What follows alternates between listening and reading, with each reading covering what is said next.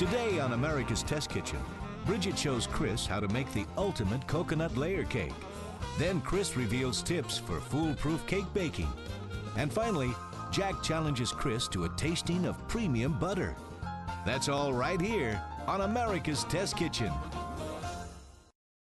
You can make virtually anything out of coconut. How about a coconut pineapple, or maybe a coconut egg, or even a coconut crab? But when it comes to cake, the problem is that coconut doesn't have a lot of concentrated flavor. So for a great coconut cake, it's going to take a lot more than just a sprinkling of shredded coconut on top. So let's go into the test kitchen with Bridget to figure out how to make a great coconut cake that actually tastes better than it looks.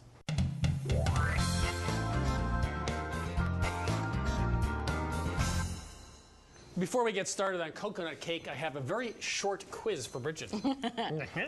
What does the term cocoa, C-O-C-O, mean? I have no idea. It means monkey face. Monkey face? Because they thought coconuts looked like, with the 3 indentations, looked like a monkey face. Okay, I can Got see that. Yeah, sure. Mirror, mirror on the wall. So there we are. All right, so we are going to make a monkey face cake. Now we're going to make a coconut layer cake. This is kind of the belle of the ball of the cakes. It's that one that's white, it's gorgeous layers, and it's coated with that shaggy coat of coconut. It's beautiful. I love this cake. We want it to be a little bit richer than a traditional white cake, so I'm going to show you how we came about that. So I've got cake flour here, and this is 2 1/4 cups of cake flour, which is about 7 ounces. And cake flour is lower in protein, so it's going to be a little bit more of a tender cake for us. A cup of plain old granulated sugar. That's not as much as a lot of cake recipes would add. Now, this is a lower amount. We're going to add a little bit more sweetener later, but we still don't want this cake to be too sweet. That's one of the problems with coconut cake. This is a tablespoon of baking powder for lots and lots of lift. And we're not adding baking soda here because we really don't want browning. And I've got 3/4 teaspoon of salt. All right, so this is all I'm going to do with the dry ingredients. If you could scoot that over there by the mixer, we can move on to our wet ingredients. So as I said, this is a white cake, and it derives that because we only use egg whites. A yellow cake would contain all whole eggs. But what's that? Well, you'll see. So I've got 5 large egg whites. Just put this into my measuring cup. We wanted a little bit more richness, and we got that by using a whole egg, including the yolk. So isn't they going to mess up your virgin white cake? Just the 1 egg yolk isn't enough to mar the pristine look of that white cake. In goes 1 whole egg. That's going to add the richness that we were looking for. And I should also say that egg yolks contain a lot of fat, and that's going to help us with tenderness as well. So now to flavoring. This one is pretty typical. It's vanilla extract, just a teaspoon. Now I've got here kind of one of the offending ingredients of some coconut cakes. This is a teaspoon of coconut extract. Now, a little bit is fine. It actually adds quite a bit of coconut flavor, just a little bit. You add too much, and it tastes like you kind of smothered the whole cake in copper tone. We definitely wanted more coconut flavor in our cake, and we tried all these different things. We tried grinding coconut in with the flour. It didn't have a lot of flavor. We tried coconut milk, but there was a problem with fat content of it. It made kind of a greasy cake. We found a better solution was to use cream of coconut. This is 3/4 cup. It's used for making pina coladas. And it's got great coconut flavor, but it's also a lot of sweetness. That's why we lowered that sugar amount to 1 cup. I mean, this is basically corn syrup with some coconut flavor in it. Finally, got a 1/4 cup of water. Now, it's still going to be a thick batter, but not going to be too thick, so it won't dome too much. All right, just going to beat this mixture together until it's fully combined. All right, I'm going to switch sides with you here. We're going to get to making the batter. All right, so you put the dry ingredients in here. I'm going to attach my paddle beater here. And we're going to mix these dry ingredients just until they're combined. That should be about 30 seconds, I'd say. All right, so that's combined. I've got 12 tablespoons of unsalted butter here that we've let soften. They're still cool, kind of waxy consistency. I'm going to add them 1 piece at a time. I'm basically cutting the fat into the flour mixture. It's almost like making a pie dough, how you cut the fat into the flour. And what that does is it coats the flour particles with the fat and kind of waterproofs them. We know that when flour mixes with a liquid ingredient, it kind of activates the protein inside the flour, and that's when gluten development forms. Well, gluten is essential to all baked goods. It gives it structure, but too much gluten makes too tough of a cake. So this is going to help to waterproof those flour particles and help prevent some of that gluten from forming.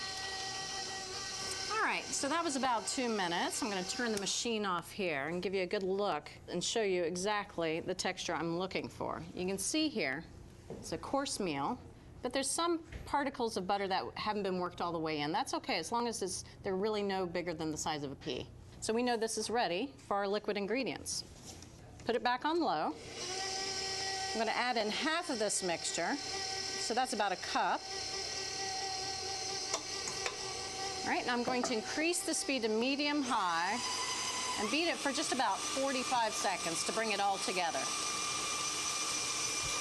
All right, so now I'm going to add the rest of this, so the remaining cup. I'm going to add it in a slow, steady stream with the mixer running. If we were to add too much of this at the beginning, it would be a very sloppy enterprise. That ought to do it. I'm going to switch sides with you again here because it is time to put these into our prepared pans. Just give this a final stir here.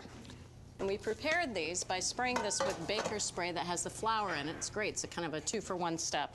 Then we put 2 pieces of parchment in the bottom of 9-inch cake pans. Put a little bit in here. Go back and forth. Make sure that we get it as even as possible. You're going to leave Just a little bit batter in the bowl for me, right? This is my favorite cake, too. It's a little bit for you there. It's a pretty thick batter, so I'm just going to even it with an offset spatula. All right, so. Ooh, is that good? All right, and these are going to bake up nice and tall. Remember, it's those egg whites in there, and they almost kind of souffle and add a lot of the lift themselves.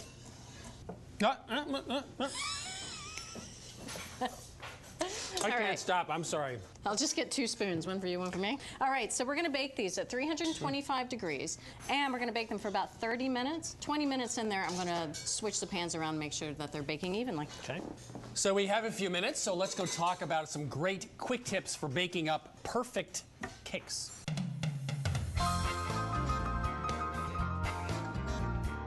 Here are some of our favorite baking tips here in the test kitchen. The first is measuring flour. There's a huge difference between a recipe that says 1 cup flour, sifted. That means you measure the flour, then sift it, and you're probably going to get close to 5 ounces, which is what 1 cup of all-purpose flour should weigh. What if it says 1 cup sifted flour? It means you're supposed to sift it, then measure it, which is very different. Let's put that on the scale, and guess what? You're going to be closer to 4 ounces. So there's a huge difference between whether you measure and sift or sift and measure, so read the recipe carefully. What about what kind of cake pan to buy? Darker pans in general are better than light pans. The reason is they absorb heat, retain it. You get more browning. So this one we don't like. 2-inch high pans better than 1.5. The reason being some recipes for, let's say, a 2-layer cake might have too much batter in this size pan and would tend to overflow, so go with the 2 inches. Now, what about diameters of pans? 8 inches, 9 inches, 10 inches. You know, when I bake at home, sometimes I grab, like you do, whatever you can find in the shelf. The problem is it makes a big difference. So this is a recipe that's called for 9-inch cake pan. We actually baked it also in an 8-inch pan. You can see a big difference. You get a much higher cake. Sometimes there's a little bit of doming with a smaller diameter pan. And finally, it may take more time in the oven because you have a deeper center, which takes more time to bake. So try to use exactly the right cake pan. What about prepping a pan before baking? Well, it's pretty simple. We use a baking spray, which we've tested and like, and we just take, even if it's a nonstick pan, we spray it, and you can buy circles of parchment or you can cut your own. They're not hard to do, and just put it in the bottom of the pan. No need to spray the parchment again. So does this matter?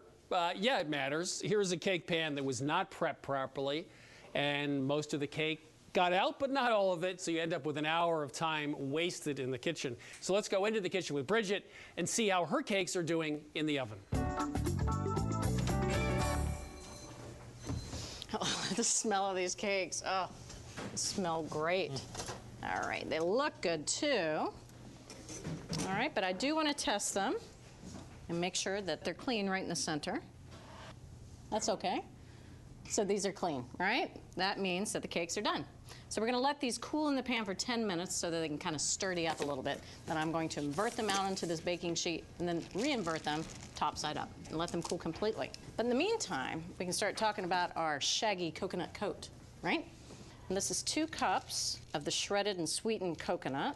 Just want to break up any clumps. I'm going to spread it out on the sheet pan. We're going to use the heat of the oven to give it really good toasting. Now, some of the coconut will toast. I'll turn it a beautiful golden brown. Some of it will remain white, and that's actually exactly the combination we want. You're going for 2 tones there? 2 tones, that's right. All right, so I've just spread it out evenly on the pan. I'm going to pop it in the oven. I'm going to go in there every few minutes and kind of stir it around at least 2 to 3 times. Coconut goes from blonde to burnt in no time at all, so don't go doing your nails or It's like you on the beach, right? So is it the same oven temperature? Same oven temperature. 325? Yeah, about 15-20 minutes. Okay. So meanwhile, I have a few minutes to jog over the tasting lab and visit with Jack, and we're doing a tasting of premium butters. Nothing but the best for me.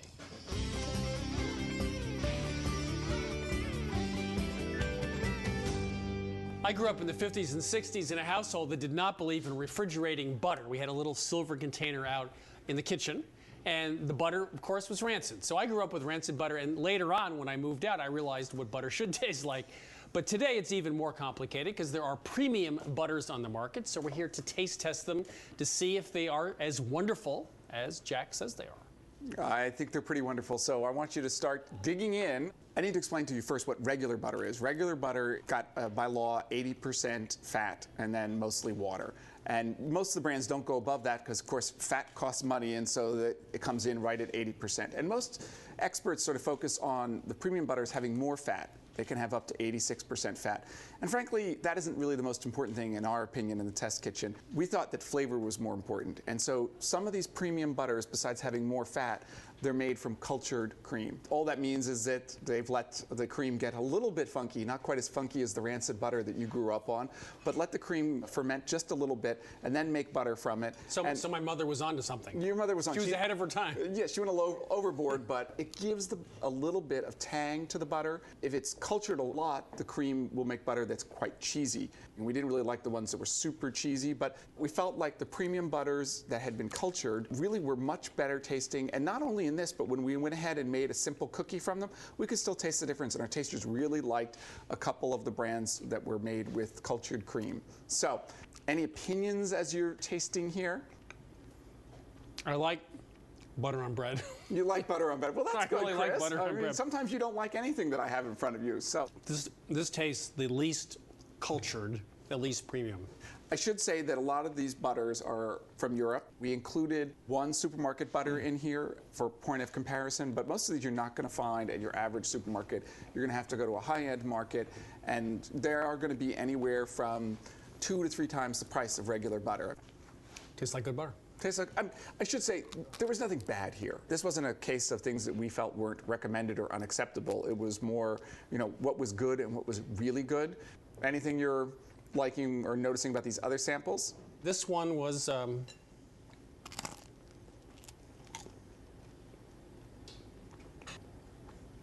of unremarkable. Okay. So I would go with these two, maybe this one slightly, but I like these two. You want to start with the one that you liked the best? Yeah. Oh, Chris. Vermont! Vermont! Yes. This was our runner-up, although I'm not surprised. Somewhat secretly, you must have known. It's in my bones. Subconsciously, you knew that was from I know, Vermont. I could taste the soil. It's made from cultured cream, got good flavor. It's about $9 a pound. We liked it. It was our second choice. And I like this one too. That was our winner, Danish butter, Lorpak. It's about $10 a pound.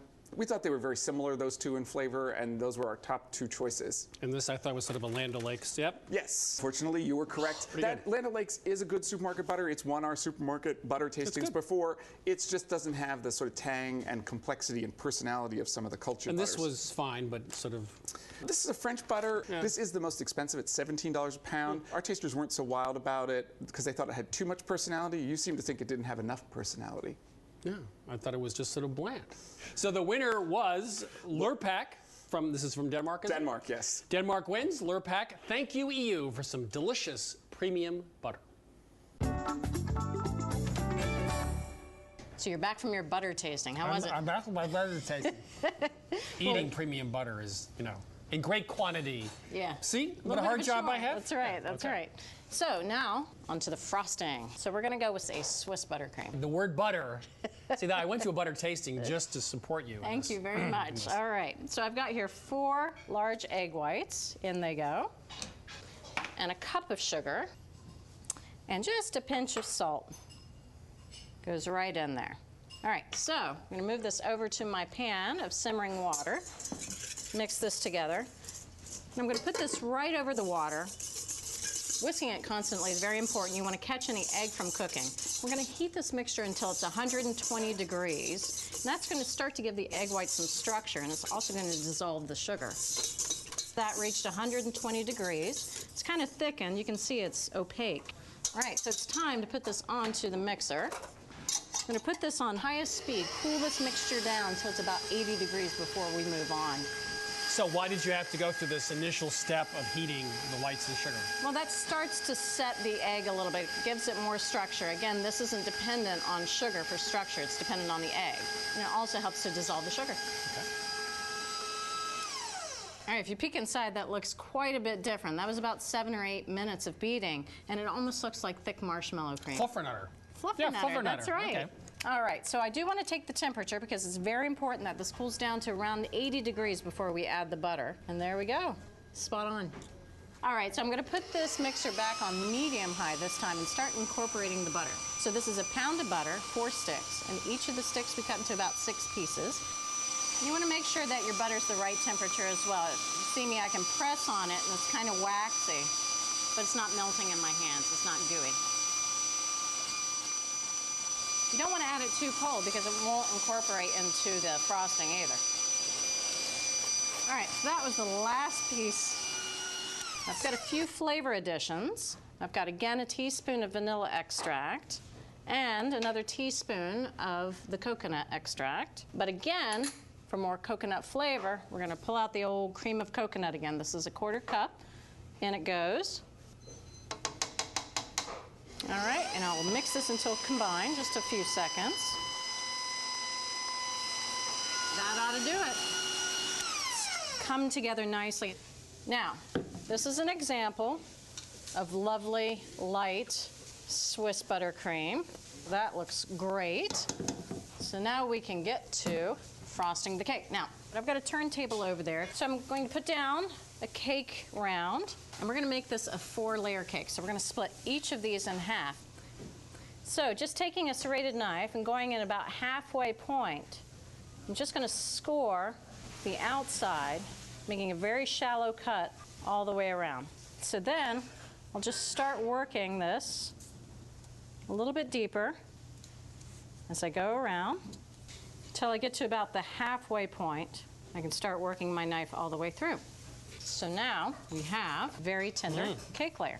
You can see the crumb in here. It's really fine. If you touch it, it's a very plush cake. Ooh. All right, so I'm going to do that with the second layer. Again, just making a score halfway down. All right, and then rotating, make a deeper, deeper cut. I'm about halfway through, so I'll just take my knife out the other side and set it aside.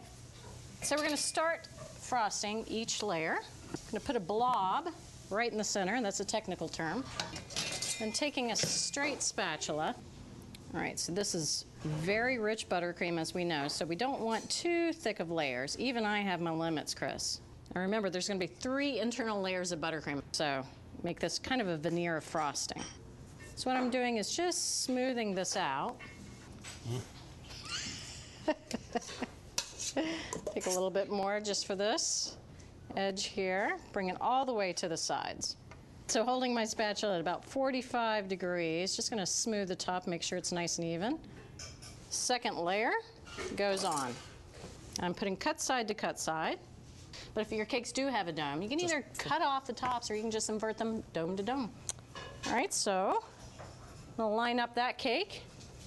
And again, another blob. So I'm going to do the same thing with all these cake layers, blobs and spread. Just going to even this layer off, make sure it's nice and level. Third layer goes on. What I love about coconut cake, it's a really forgiving cake to frost. You don't need to do a base coat. Because you're going to put coconut on top of it to hide your imperfections? That's right. No, to hide the cake's imperfections. Now the final layer. Okay, again, minimize our leaning here. Same thing, blob on the top and take it out to the sides. And you want to go up to the point where you're reaching the side there. So now I can start frosting the sides. I'm going to start right about here. Just press it into the sides and meet the top of that cake.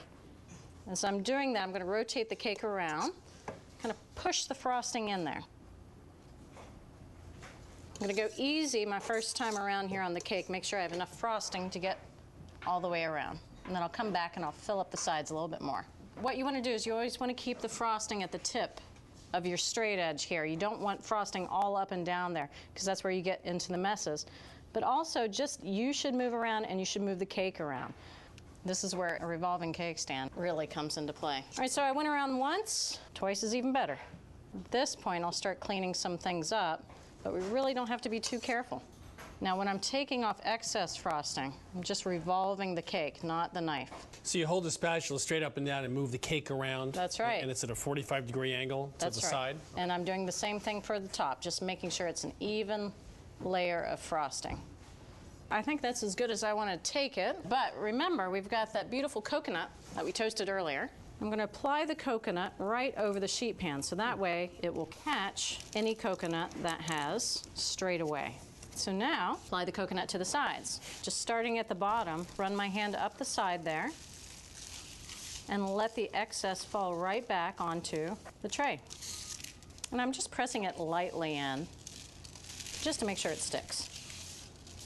So I heard you were very popular in high school. Was it because of, this is what you did?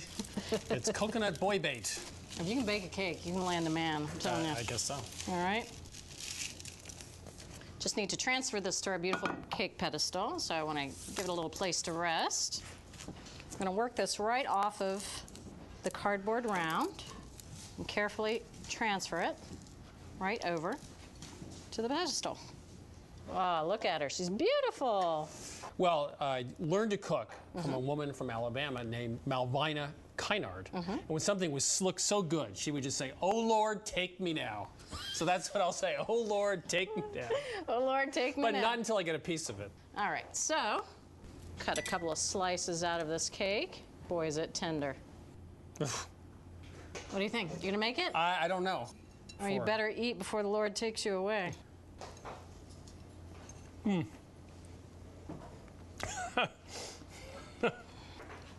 I'm sorry, this is the best thing we've ever made on the show in 10 years. I say this is almost the best thing a lot, but this is the best thing. It is so creamy. That frosting is so good. The cake is incredibly tender. This is absolutely delicious. Satiny. Yes. So the secret to, I think, the world's best coconut cake. We started with a basic white cake, and we used one yolk, but we did reverse creaming. The butter into the flour to make it nice and tender, and we used cream of coconut in the inside, along with just a little bit of coconut extract, and then, of course, we use coconut on the outside. So there you have it, from America's Test Kitchen to your kitchen, the world's absolutely stunningly best A+ coconut cake. Is there anything else I can say? There's nothing I can say. Just eat it. This is just fabulous.